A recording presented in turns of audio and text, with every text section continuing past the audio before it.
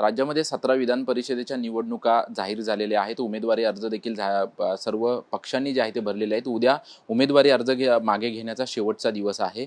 मात्र सत्ताधारी महायुती पक्षामध्ये कुठेतरी आलबेला असल्याचं चित्र पाहायला मिळते आणि सर्वाधिक छत्रपती संभाजीनगर आणि जालना जी विधान परिषदेची जागा आहे ही मोठ्या चर्चेत आहे. आपल्यासोबत माजी मंत्री आणि शिंदेच्या शिवसेनेचे नेते अब्दुल सत्तार सर आहेत. आपण त्यांच्याशी बातचीत करणार आहोत. जालना संभाजीनगरची विधान परिषदेची जागा आहे, वेगळ्या अर्थाने चर्चेत आहे, कारण की तुम्ही ज्या पद्धतीने भाजपवरती आरोप केले होते त्यानंतर देखील तुम्ही आता ठाम आहात का उमेदवारी अर्ज मागे न घेण्याविषयी? नाही, आता सन्माननीय उपमुख्यमंत्री महोदयांनी 3 तास आमची सर्वांची मीटिंग घेतली. सर्व जिल्ह्याचे आमदार, खासदार, पालकमंत्री, जिल्हा प्रमुख आणि सर्वांच्या मीटिंग घेऊन आम्हाला सूचना दिल्या की ठीक आहे, तुमच्यावर ज्या पद्धतीने आपल्याला निधीपासून तर सत्तेमध्ये असतानाही जे अन्याय होऊ लागला याच्याबद्दल पूर्ण आमच्या व्यथा, आमचे जे काही अडीअडचणी सर्व जाणून घेतल्या आणि याच्यावर आता ते उपाय करतील. शेवटी आपल्या नेत्याकडं आमच्या भावना मांडणं आमचा हा कर्तव्य आहे. मी जे बोललो त्या पद्धतीने भविष्यामध्ये कदाचित अशाच पद्धतीची वागणूक आमच्या संभाजीनगर जिल्ह्यामध्ये मिळाली तर मला वाटतं का पुढच्या भविष्यामध्ये शिवसेनेचा मोठ्या प्रमाणावर नुकसान होऊ शकतो अशी शंका मला आहे. त्या शंकेनुसार आम्ही ही पुढची रणनीती ठरवण्यासाठी आमची 3 तास सर्व चिंतन मंथन त्याच्यावर झालं आणि आता पुढची रणनीती ते ठरवतील. 3 तास तुम्ही म्हणताय चिंतन मंथन झालं, मात्र तुमचाच मित्रपक्ष आणि सत्ताधारी पक्ष असलेला भाजप त्यांच्या मध्ये आणि तुमच्यामध्ये आलबेला असल्याचं चित्र पाहायला मिळतंय. तुम्ही ज्या पद्धतीने भूमिका मांडली त्यानंतर भाजपकडून मोठ्या प्रमाणात टीका करण्यात आली. बावनकुळे स्वतः म्हटले की तुम्ही ज्या पद्धतीने वक्तव्य केलं ते वक्तव्य करताना उपमुख्यमंत्री एकनाथ शिंदे यांची परवानगी घेतलीत का? अशा पद्धतीने भाजपकडून मोठ्या प्रमाणात तुमच्यावरती टीका झाली. एक लक्षात घ्या, त्यांनी काय बोलायचं होतं त्यांचा प्रश्न आहे, मी काय बोलायचं होतो माझा प्रश्न आहे. आम्हाला अडचण निर्माण होऊ लागली, आम्हाला सत्य आणताना आम्ही सर्वांनी मिळून आणली. आता सत्ता आल्यानंतर एकच पक्ष कुठेतरी आपला पक्ष वाढवून दुसरा पक्ष संपत असेल तर याला कोणाला विचारायची गरज नाही. त्यांना मला स्पष्ट बोलायचं आहे की मी माझ्या नेत्याला हे सर्व माहिती तंतोतंत दिली आणि ही माहिती दिल्यानंतर शेवटी आम्ही आमच्याकडं ज्या पद्धतीने जिल्ह्यामधले पुढारी, मी काही भारतीय जनता पार्टी देशाची राज्याची बोललो नाही, पण जिल्ह्यामध्ये भाजपचे नेते ज्या पद्धतीने आम्हाला वागणूक देऊ लागले, ही काही वागणूक सत्ताधारीच्या पेक्षा विरोधी पक्षाच्याही पेक्षा वाईट परिस्थिती निर्माण केली, याच्याबद्दल आम्ही बोललो. पण आता ती काल बैठक झाल्यानंतर ही वागणूक बदलू शकते असा तुम्हाला विश्वास आहे?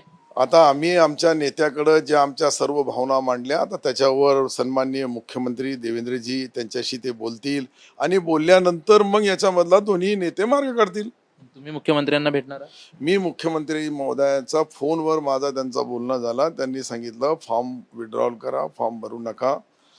तेव्हापासून तर आजपर्यंत ते शेवटी त्यांची जबाबदारी आहे, राज्याचे प्रमुख आहे, ते राज्याचे प्रमुख म्हणून त्यांनी आम्हाला जे बोलले फोनवर त्या पद्धतीने आमच्या नेत्याने आम्हाला आदेश दिला. आता उद्या मी कार्यकर्त्याला सर्वांना बोलून घेईल आणि फॉर्म परत घ्यायला लावल.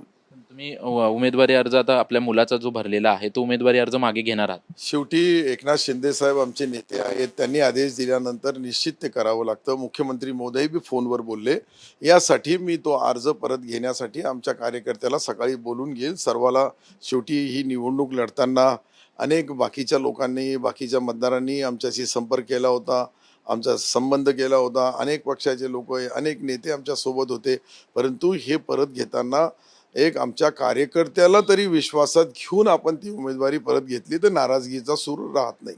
तुम्ही ज्या पद्धतीने जी भावना मांडली होती त्या पद्धतीने अनेक आमदार असतील किंवा पदाधिकारी देखील भावना मांडतायत, जी तुम्ही भाजपविषयी भावना मांडली होती, म्हणजे कुठेतरी तुम्हालाच तुमच्या पक्षामध्ये आता कुठेतरी पाठिंबा मिळतोय. एक लक्षात घ्या, प्रश्न माझा पाठिंब्याचा नाहीये, प्रश्न पाठिंब्याचा नाहीये. पक्ष संपू नये, पक्षाला नुकसान होऊ नये. शिवसेना हा पक्ष स्वर्गीय बाळासाहेबांच्या स्थापनेपासून आजपर्यंत संभाजीनगर, तो पूर्वीचा औरंगाबाद जिल्हा जो आहे, त्याची इतकी वाईट परिस्थिती कधी झाली नव्हती. इतकी वाईट परिस्थिती आता होऊ लागली. आम्ही 1 नंबरला होतो, आम्ही 2 नंबरला आलो. आमचे फिगर कमी झाले म्हणून आमची पहिले जिल्हा परिषद गेली, त्यानंतर महापालिका गेली, त्यानंतर तुम्ही आज पहा विधान परिषद गेली. असा टप्प्याटप्प्याने असे आमच्या पूर्ण सत्ता आमच्याकडूनच आमचा मित्रपक्ष मोठा भाऊ कधी हिसकून घेत असेल तर त्याच्याबद्दल चिंतन करणं, मंथन करणं, विचारविनिमय करणं, पुढच्या भविष्यामध्ये येणाऱ्या अडचणीवर आजपासून तयारीला लागणं, हे करणं आमचं काम आहे आणि आम्ही तो केला. ज्यावेळेस 2019ला महाविकास आघाडी निर्माण झाली होती त्यावेळेस देखील तुम्ही अशाच पद्धतीची तक्रार केली होती, म्हणजे पक्षातल्या अनेक नेत्यांनी अशाच पद्धतीची तक्रार केली होती. भाजप आता सोबत आहे, भाजपबद्दल देखील अशीच तक्रार समोर पुढे येते. काय नक्की या दोन्हींचा अर्थ समजायचा? नाही, हे पहा, ज्याला काम करायला अडचण येते, याचा मी एखादी माझी तब्येत खराब असेल तर मला डॉक्टरकडे जावं लागेल, तशी परिस्थिती आहे. ज्या परिस्थितीनुसार जो निर्णय आमचा रोष वरिष्ठ नेत्यावर नाही आहे, सन्माननीय मुख्यमंत्री देवेंद्रजीवर बिलकुल नाही आहे. आमचा स्थानिक पातळीवरचा हा जी परिस्थिती निर्माण होऊ लागली राजकारणाची ती आहे, आणि या राजकारणाची परिस्थिती बदलण्यासाठी आमच्या नेत्याला आम्हाला विनंती करावी लागेल. त्या नेत्यानुसार भारतीय जनता पार्टीला आदेश करण्याचा अधिकार हा देवेंद्रजीला आहे, आमच्या पक्षाचा अधिकार हा एकनाथ शिंदे साहेबाला आहे. आणि दोघंही काय चर्चा करतात, कशा पद्धतीने करतात, शेवटी आज तर निवडणुकीचा पिरियड आहे, याच्यामध्ये फार मोठी चर्चा होत नाही, परंतु भविष्यामध्ये निश्चित याच्यावर चर्चा होऊन भविष्यामध्ये शिवसेना भाजप याच्यामध्ये टकराव होणार नाही याची दक्षता दोन्ही नेत्याच्या आदेशाने जिल्ह्याच्या पदाधिकाऱ्यांनी घ्यावी, हीच आमची मागणी आहे. स्थानिक पातळीवरचा विषय घेतलात म्हणून मी तुम्हाला सांगतो. काल रावसाहेब दानवे पाटील आहेत, त्यांनी असं म्हटलं की अब्दुल सत्तार यांना 4 तारखेला उमेदवारी अर्ज मागे घ्यावाच लागेल, कारण अब्दुल सत्तार हे वाळलेल्या गंजीवर उभे आहेत. काडी कोणी टाकली किंवा येता जाता जरी बिडी कोणी टाकली तरी त्यांचं साम्राज्य जळू शकतं, अशा प्रकारचं त्यांनी वक्तव्य केलं. याचा अर्थ काय समजायचा? नाही, त्याचा अर्थ काही नाही. मला त्यांनीच बोललं की मी असं असं बोलतो, तुम्ही असं असं बोला. जसं पहिले आम्ही एकदा रेल्वेच्या बाबतीत आमच्या दोघांची चर्चा झाली होती. मी म्हणला रेल्वे दिली तर पुढं निवडणूक, ना तर निवडणुकीमध्ये तुम्हाला त्रास होईल. तर त्यांनी सांगितलं तू सिल्लोड तुम्ही जिल्हा करा, मी रेल्वे आणतो. तर हे जे ते काय बोलले, ते राजकारणामध्ये माझ्यापेक्षा ज्येष्ठ आहेत, ते काही राजकारणामध्ये बोलले तर मला त्यांच्या बोलण्याचा वाईट वाटत नाही. आम्ही दोघं दोस्त आहे, तुम्हीही दोस्त राहू द्या. तुम्ही तुमची बिडी त्याच्यामध्ये टाकू नका ना आग लावू नका. तुम्ही म्हणता की स्थानिक पातळीवरती पक्ष वाढवण्यासाठी प्रयत्न केले पाहिजे, मग स्थानिक पातळीवरती पक्ष कोण वाढू देत नाही तुमचा? नाही नाही नाही, स्थानिक पातळीवर म्हणजे जिल्ह्यामध्ये सावे साहेब आहेत, ते मंत्री आहेत. आमच्या पक्षामध्येही आमचे पक्ष असून बी आमचा पक्षही आमच्या पक्षवाल्याला वाढू देत नाही. म्हणजे हे एकंदरीत वाढू देण्याचा नाही, पण जे आहे ते तरी ठेवा. जे आहे ते बी संपून जाणार तर मग पुढच्या भविष्यामध्ये जे संभाजीनगरमध्ये शिवसेनेची पकड आहे ती टप्प्याटप्प्याने कमी झाली तर भविष्यामध्ये शिवसेनेला कोणी अडचणीमध्ये आणण्याचं नियोजन करू लागलं का, भविष्यातल्या गोष्टी आजच आपण त्याच्यावर चर्चा केली, त्याच्यामधून मार्ग काढला तर निश्चित त्याचा फायदा भविष्याच्या येणाऱ्या लोकसभा विधानसभेला आम्हाला राहू आणि होईल. आणि दोघंही एकत्रित महायुती म्हणून लढणार आहे, महायुतीमधून लढणार आहे, तर मग आताच एकाला कट करण्याची गरज नाही, मला असं वाटतंय. एक शेवटचा प्रश्न, जुने मित्र असलेल्या अंबादास दानवे काल तुम्हाला भेटीगाठी झाल्या. अंबादास दानवेंनी जरी त्यांचा उमेदवार दिला असला तरी देखील त्यांनी कुठेतरी म्हटलं की मातोश्रीवरती आली पाहिजे, चर्चा झाली पाहिजे, कुठेतरी पुन्हा मातोश्रीची दारं उघडेत, अशा चर्चा पुन्हा सुरू झालेल्या आहेत. दानवे काल तुम्हाला भेटले, जुने मित्र आहेत तुमचे, नक्की काय चर्चा झाली? आताही मित्र आहे. हे पहा, मित्रपणा हा वेगळा आहे. आम्ही दोघं अनेक वर्षापासून एक जिल्ह्यामध्ये राजकारण करतोय. पक्ष वेगवेगळे बी असले तरी आमच्या अनेक ठिकाणी विकासाच्या माध्यमातून चर्चा होतात, अनेक ठिकाणी सहकारमध्ये आम्ही सोबत निवडणुका लढतोय. अशा ज्या ज्या गोष्टी घडतात त्या गोष्टीमध्ये योगायोगाने मी मुंबईला येत होते, ते शिर्डीला जात होते, ते त्यांची गाडी दिसली, माझी गाडी दिसली, दोघंही थांबलो, गप्पा मारल्या 5 मिनिटं आणि नंतर गप्पा मारल्यानंतर निघालो. राहिला प्रश्न दोन्ही शिवसेना एक व्हायचा, तर हे अधिकार मला माझ्यासारख्या कार्यकर्त्याला बिलकुल नाही आहे. हे अधिकार आहे सन्माननीय एकनाथ शिंदे साहेबाला, तिकडून अधिकार आहे उद्धवजींना. आता मी आणि अंबादास काही बोललो, आम्ही दोघं दोस्त आहे, दोस्तीमध्ये आम्ही गप्पा बी मारल्या, परंतु ते बी राज्याचे एक प्रमुख नेते आहेत शिवसेनेचे. त्या पद्धतीने त्यांनी हे बोललंय, मी बोललो नाहीये का दोन्ही शिवसेना एकत्र यावी, त्यांनी बोलले. त्यांनी बोलल्यानंतर मला विचारलं, मग मी बोललो की हे अधिकार एकनाथ शिंदे साहेबाचे.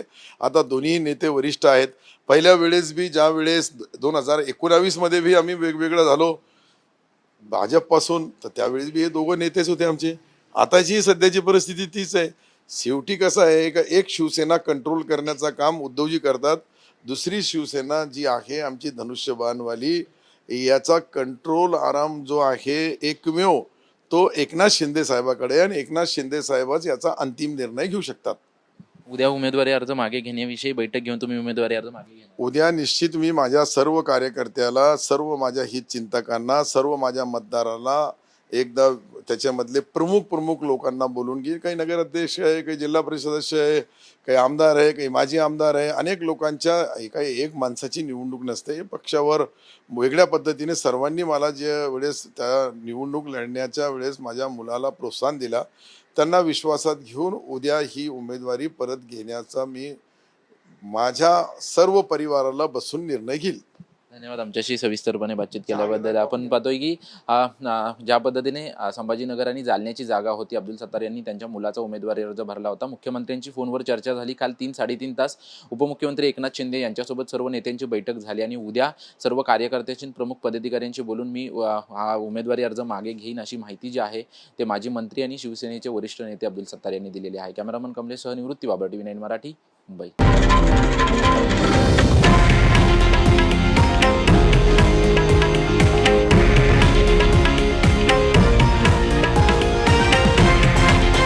हे आहे देशातील नंबर 1 न्यूज नेटवर्क आणि आपण पाहत आहात TV9 मराठी, एकमेव.